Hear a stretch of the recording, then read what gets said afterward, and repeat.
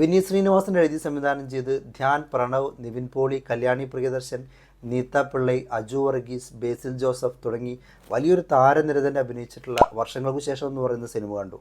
വിനീതുമായി ബന്ധപ്പെട്ട ആളുകളുടെയൊക്കെ ഒരു get together പോലെ ഒരു സിനിമയാണിത്.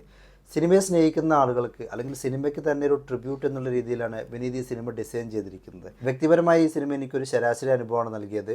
വിനീത് അദ്ദേഹത്തിൻ്റെ മുൻ സിനിമകളിലൊക്കെ ഉപയോഗിച്ചിട്ടുള്ള വിജയ ഫോർമുല അല്ലെങ്കിൽ പാറ്റേൺ ഒക്കെ തന്നെയാണ് ഇവിടെ ഉപയോഗിക്കാൻ ശ്രമിച്ചിട്ടുള്ളത്.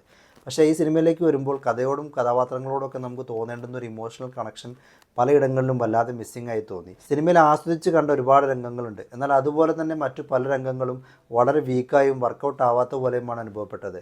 സിനിമ മുഴുവനായി കൺസിസ്റ്റൻ്റായി നീങ്ങാതെ പലപ്പോഴും ഉയർച്ച താഴ്ചകളിലൂടെയാണ് നീങ്ങുന്നത്. ബാക്ക്ഗ്രൗണ്ട് സ്കോറും പാട്ടുകളൊക്കെ നന്നായിരുന്നു എങ്കിൽ കൂടി വിനീതിൻ്റെ മുൻ സിനിമയൊക്കെ അപേക്ഷിച്ച് നോക്കുമ്പോൾ സിനിമ ഡൗൺ ആവുന്ന ഭാഗങ്ങളിൽ പോലും അതിനെ പിടിച്ചുയർത്തുന്ന രീതിയിലേക്കൊന്നും ഇത് രണ്ടും വന്നതായിട്ട് തോന്നിയില്ല.